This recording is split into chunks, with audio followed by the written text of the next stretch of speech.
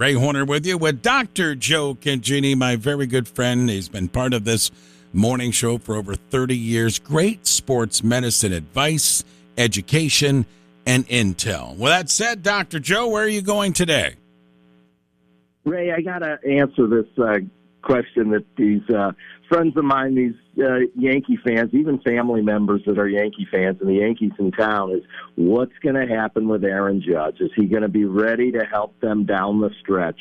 You know, it's really something. They, you know, kind of like the Knicks, maybe not quite as bad as the Knicks time-wise. They haven't won a World Series since 2009. And so counting on a lot of input from Aaron Judge, and will he be back, and what's the nature of his injury. So I wanted to talk about, we've talked about stress fractures before a lot. I'm not sure if we've talked about first rib stress fractures, and his is being called a first rib stress fracture in the right shoulder. And he had an awkward attempt at a catch in April 26th, I think, and diving for the ball. He has played through pain, I guess, over the last month plus, and continuing to struggle with that pain. His numbers aren't great. He's got some home runs. He's got 17 home runs.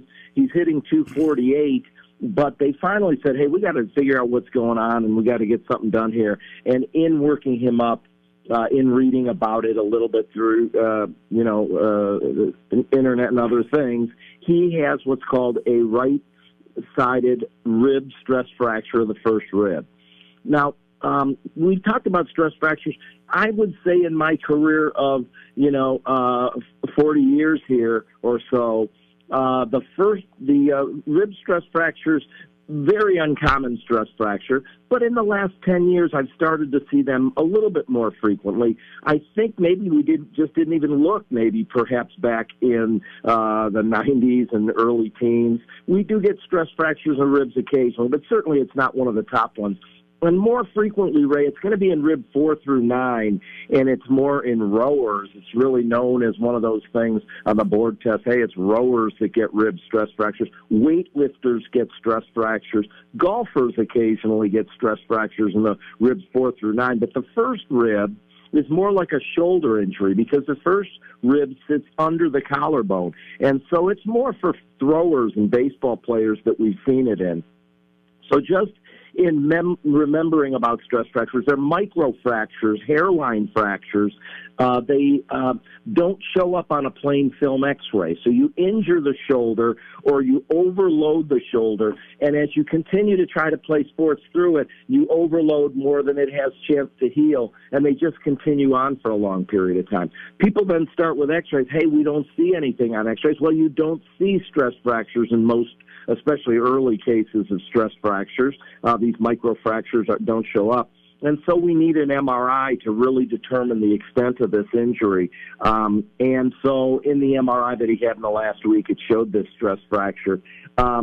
Now, I can't go into more detail about how long, so sorry to my Yankee friends that I can't give them a definitive date, but the Yankees refused to send me the MRI report. I don't know why. Maybe it's because I'm a lifelong Cleveland baseball fan, but I didn't get a chance to see the MRI, so we don't know the extent of it. But typically, Ray, here's the story on healing these things. You need to, with these stress fractures, you need to take time off and allow them a chance to heal. You remember that the most common of these stress fractures is in the shin bone, the tibia, and the fibula. A real common second place is in the foot, the metatarsals, occasionally the heel. Sometimes in the femur bone, the big bone in the upper leg, and we see in kids a lot in the low back. Those are all pretty common, and they heal pretty commonly in 4 to 6, sometimes on the outside 8 weeks for those to heal. Now, I do want to mention the snake in the grass, I call it when I give lectures, the higher risk stress fractures. There's a couple, and they're rare, but they do occur.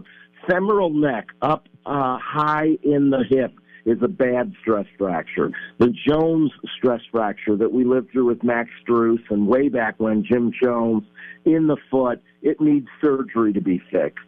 The dreaded black line in the shin, it's a different kind of shin fracture. Kevin Ware of Louisville, other players have had that. they need surgery, surgical fixation. And the other one is the navicular. Zydrunas had this several times in the foot, a different bone, the navicular bone. Those all need fixed. This isn't one of those that needs fixed typically.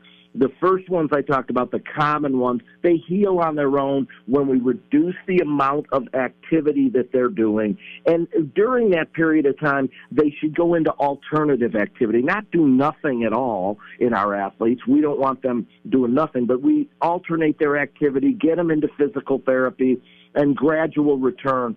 So the fact he had an injury in 2019 to this shoulder makes me a little bit concerned as a sports medicine doc.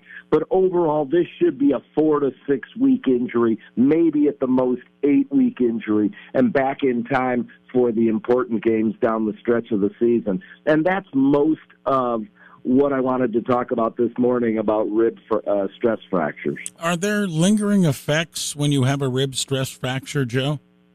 This is exactly what they asked me last night. Will he then, later on down the road, will he come back and will he? And so, it is the rotational mechanism of the scalene muscles pulling on that stress fracture that sometimes causes, but typically once you give it the chance to heal, I'd say the vast majority of these in my career, 75, 80, 85, they really don't, after the healing, experience any symptoms, and they go back and do very well. So a deep breath and a sigh of relief, I guess, from Yankee fans, and a little bit of an understanding about that, Ray, with rib stress fractures. Great stuff this morning, Joe. You dug in deep for us, man. Thank you very much, and we'll do it again next week. All right. See you next week, Ray. Thanks. You got it, my friend. Dr. Joe Congini, Sports Medicine Center, Akron Children's Hospital. He's had great stories, advice, intel, education like that for 30 years plus here on the morning show at WAKR.